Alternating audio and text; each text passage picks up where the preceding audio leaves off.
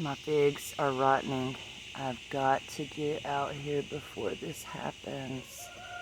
Ooh.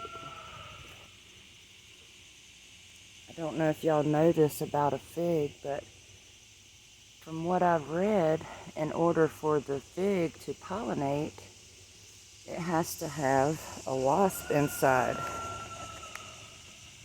There's a wasp that lays its eggs inside the fig, and it crawls in there and dies. But you'll never see it because it has like the enzymes that dissolve it.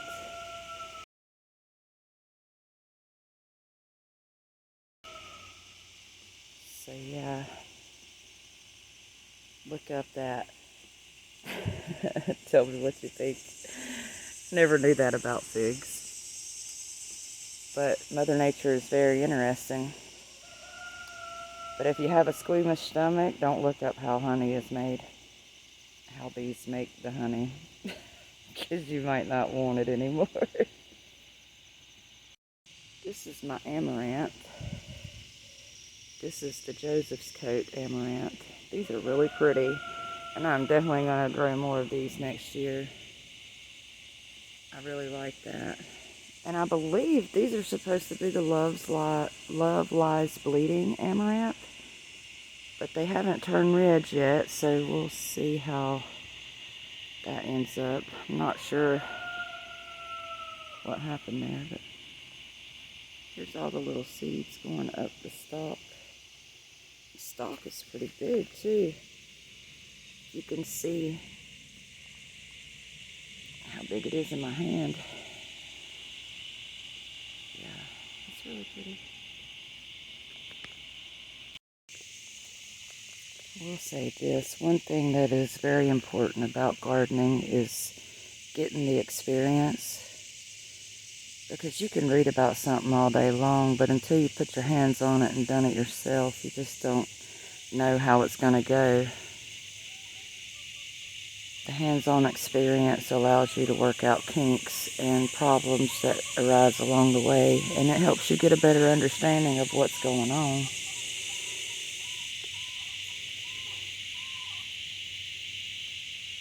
Now, as a gardener, I've been in the garden since I was old enough to walk, pretty much. We didn't have much of a choice back then. You was just expected to help with the garden stuff. And the less of a life you had outside of home, the more incorporated in the work you would become, which was me. So I did a lot of gardening with my grandma and grandpa. Then when I got old enough to start myself, it's been a learning experience the whole way. Most women don't like to tell their age, but I will. I'm 45. I just turned 45 this month in August. And for people who think they can't do it, my health ain't the greatest. I don't have a lot of money. Matter of fact, I barely even have an income. But God makes a way. He always makes a way. It's hard for me to get out here and walk and talk sometimes because I feel like my neighbors are listening, which really shouldn't be a big deal. Something's getting a hold of my morning glory. Now this just popped up since yesterday because I was out here yesterday and it wasn't like that. So something's going on there. My gardening is a little messy at times because sometimes I'll just throw stuff here and throw stuff there, and I'm like, alright, if you're going to live and produce. If you're going to die, then shrivel up and die, but I want you to live. And that's kind of how I do it. This time of year, oh, I have a leaf I didn't know I had. It's growing from the sunflower. Sunflowers took over by the morning glory and the loofah. And see, some of this is like a big mess, okay? I get it, it's a mess.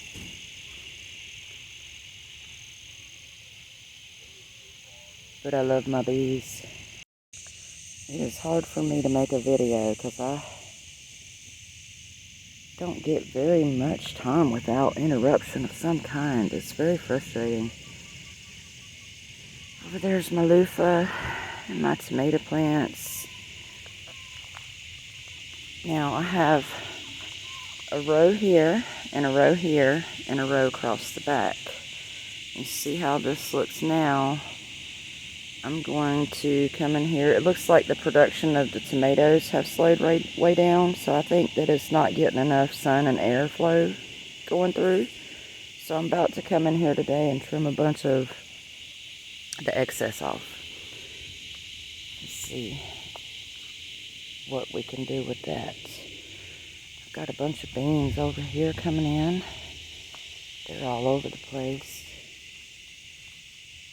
We got a loofah up here too.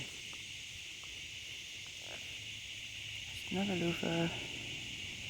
Can't wait. I love them things. That's probably one of my favorite things to grow besides the sunflowers.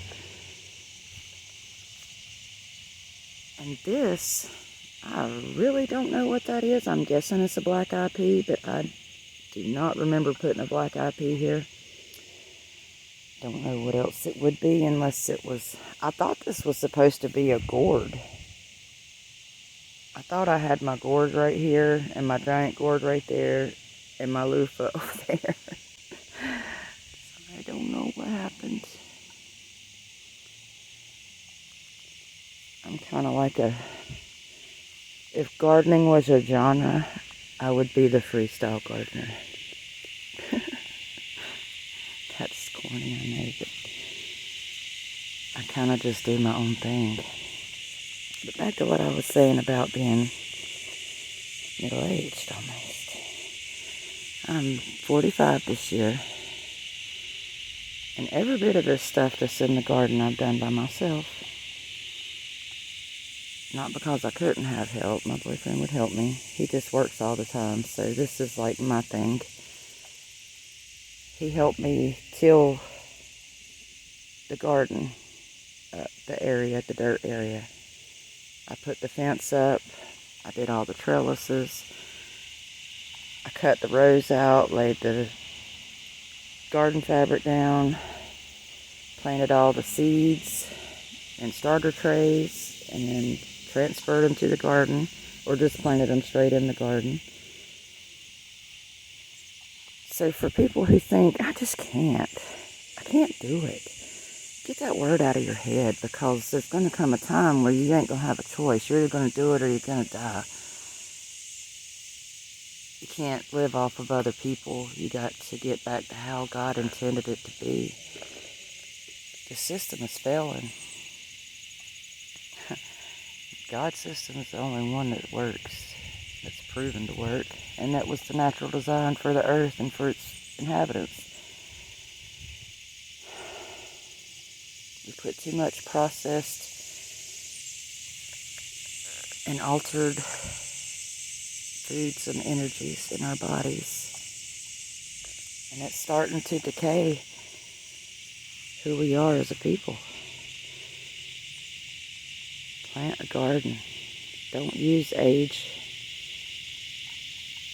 as an excuse. Don't use money as an excuse. When you want something, you can make it happen. You want a caffeinated drink really bad, and you ain't got no money, you'll figure out a way to get some money to get that drink. Or you'll ask somebody, hey, can you buy me one? You figure out a way to do it, to fulfill your wants. Now change your perspective a little bit and want something better for yourself. And even if it doesn't change at first, eventually it will. You just have to keep putting it out there that that's what you want. Everybody can start somewhere. There's plenty of gardeners and farmers and people in this community that would share seeds with you free of charge if you asked. All you had to do was ask. If you don't have money to buy seeds, heck, send me an email. I'll send you some, no charge. Of course, that's not something that could be taken advantage of, but if there's a genuine need, I want to help, and I will in any way I can. But my point being, don't use excuses. Don't make excuses for yourself, because you're not hurting anybody but yourself. Try new things. Try to get back to the old ways as much as you can. It's hard to do that in this society. I get it. I know. But there's little things you could be doing to try. And if it's too overwhelming or it's too out of your reach, ask. Ask around. That's what this community is for. I've learned so much here. I knew a lot before, but I've learned so much more in this community because people feed each other here. And it's awesome. And that's how it's supposed to be. And when I say feed each other, I don't mean enable each other. We help each other. When we see a need, we try to fill it. When we see someone hurting, we try to heal it. God is good, and He is in us, and He's all around us. Anyhow, that's my ramble about my mistake. I need to pay attention more. That mistake with the turmeric, I totally forgot that I had put the plants back in the bucket and left them over the winter. And when I looked back at the video and saw, I was like, oh, okay, that's what happened. That makes sense. But it's hard to remember everything because I've put my hands on so much stuff between last fall and now.